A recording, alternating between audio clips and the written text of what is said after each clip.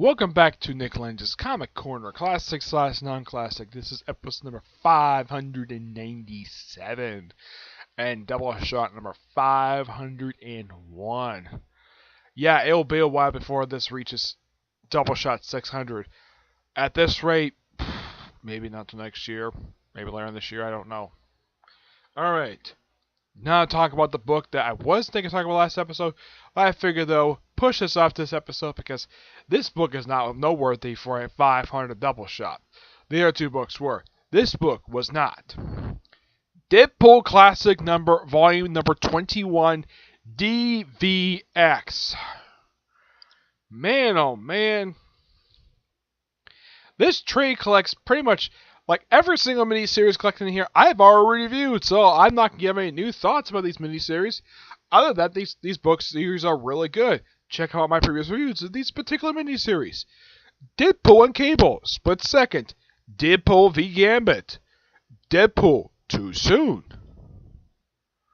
Yeah, these three miniseries, already talked about these three. So, no change in my thoughts, basically. Still the same thoughts. It's a really good miniseries.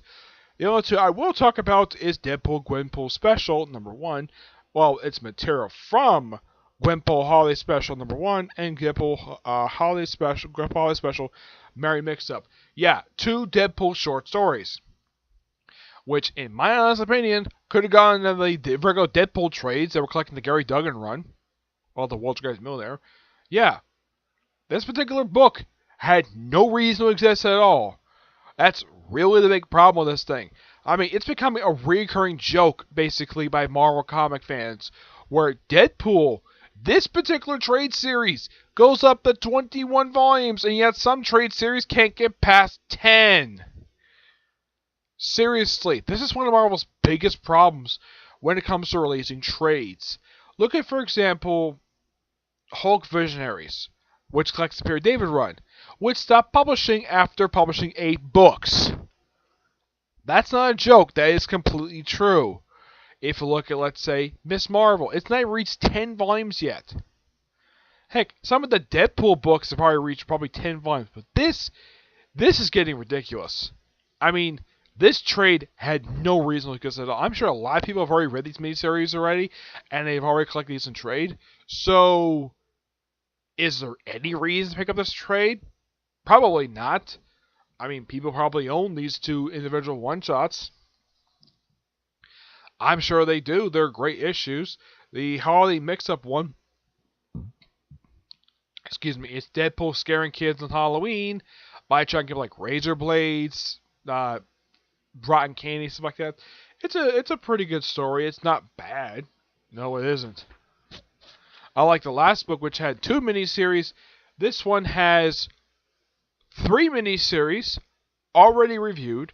Now, the Deadpool Holiday Special is story that's written by Gary Duggan, who, up until this year, was in fact the writer of the Deadpool comic book. He is leaving the book and handing off to Scotty Young. Interesting choice, since the guy is an artist. The only book I could think of he's actually written and drawn was Rocket Raccoon, with the artwork by Danilo S. Barros. I think is the person's name. Yeah, this is just a Christmas story. Of Deadpool.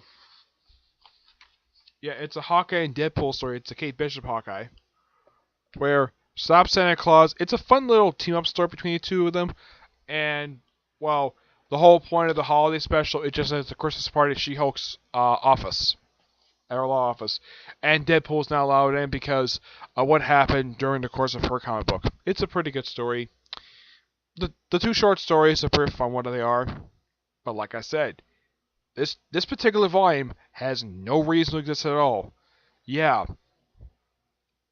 I think in the case of Deadpool Classic trades, I think 20 should have been enough. But no, we have to put up more and more and more. Because if you look at these Deadpool Classic trades, 10 pretty much wraps up the entire series. Like, 10 pretty much finished up volume 1. Starting with volume 11, for the past 11 volumes, it's just been collecting various mini-series and one-shots that Deadpool has had, with the exception of Cable Deadpool, over the course between his first volume and his during the course of his second, third, and even the current volume of the series. Yeah, I'm sure people probably own these trades already, so this trade is completely necessary.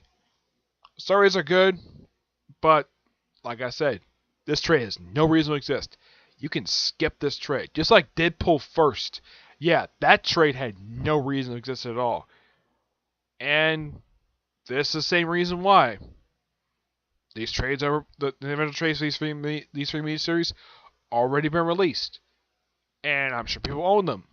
But do people really need to pay $35 to own 3 miniseries that are in a trade? No. 8 out of 10. Yeah, I haven't given a rating for a Deadpool trade. I've never considered a trade this low, but yeah, I give it that because this trade has no reason to exist. Alright, this trade does have a reason, but it's really bizarre this one's put together. This is Teenage Mutant Ninja Turtles Amazing Adventures Volume 4, which collects the last 2 issues of this ongoing series, 13 and 14 plus a one-shot. Yeah, I'm not kidding about that. That's literally what's in this trade.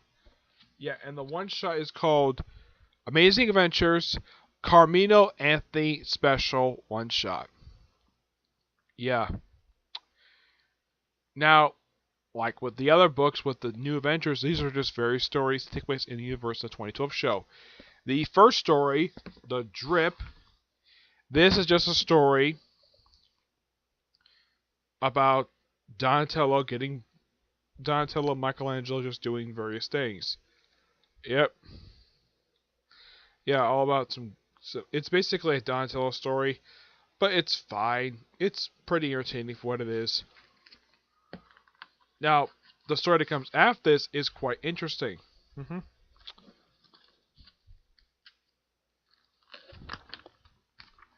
Because Michelangelo is bored. Yeah, seriously, he's bored. And so, well, actually, it's not because he's bored. It's just, well, various turtles having taken on the Fly Stockman. Yeah. And then we'd have, remember that one time? Yeah, where in her, I don't know if she appeared, she did appear in the New Adventures series. I don't know if she appeared in the previous issues, but we have an appearance by Renette, a character who only appeared twice in the show. She first appeared in a 2-parter involving, well, the same villain, where he tried to overthrow time, and then the second time she showed up, of course, she also took off her helmet for the first time, and she, well, tried cheating with the turtles to take on, I think his name is, I think his name is, to take down the Universal Monsters. Yep. Also, fun fact, in the show they develop it where Mikey gets 2 love interests. He's one of 2. The other, of course, is a woman who dressed like a witch, who's another friend of Karai. Her name is Shinigami, and he's got a crush on her as well.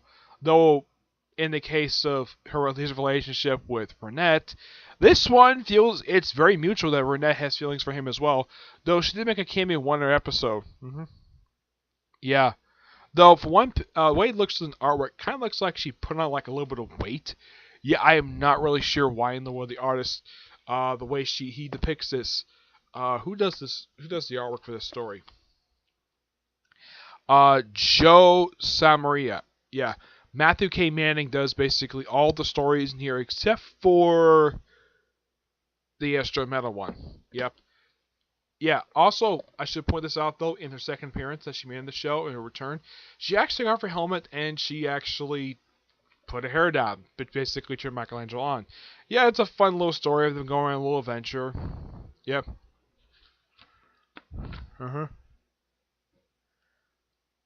Next one's about, well, Bebop and Rocksteady. Team up with this guy about and turn into a mutant. It's a oddball little story. Yeah, as far as I know, I've never heard of this character before, and he never appeared in the show. But the stories here are fine. The last story really had no reason being there at all. Simply because, well, One, this character never appeared in the show as far as now. I've watched all the episodes of the series. I think he might have been some real life basketball player, but I have no idea. So I have no opinion about this one shot. But the regular issues in here are pretty good as well. And I'm going to give this a 9 out of 10. I would give this a little bit higher, but the last story really was not interesting at all. Yeah, a basketball player who could turn into a mutant. Kind of like Mosaic. A character who flopped really hard. Yeah, he was a new character that was introduced by Marvel because, oh, we don't create new characters anymore, despite the fact they do. And he was introduced as a new Inhuman, and he was probably the most boringest Inhuman ever introduced. He was more interesting outside of his own comic book than he was in his own comic book because his entire series was completely forgettable. Because this guy was a former basketball player who was turned to an Inhuman while he's at a party. Oh yeah, and there's a few interesting things that I remember about the series. 1. His girlfriend and his female assistant have lesbian sex. 2. The fact that Spider-Man showed up for a couple issues. And there's a nod to Superior Spider-Man. And 3. The fact the series had fantastic artwork. But the whole series itself is mostly forgettable. Yeah, that's the thing with Mosaic. If I ever get a chance to review the trade, I'll probably give more thoughts on this really forgettable series that I'm kind of like, why in the world Marvel releases anyways? This series was a little bizarre, though, the fact this series ended after only 14 issues. I looked it up. It really did last for 14 issues. And like a spin-off miniseries. And this was a relaunch of the Teenage Mutant Ninja Turtles' new anime adventures. Yeah, this was a replacement for it, and it got canned after 1 year.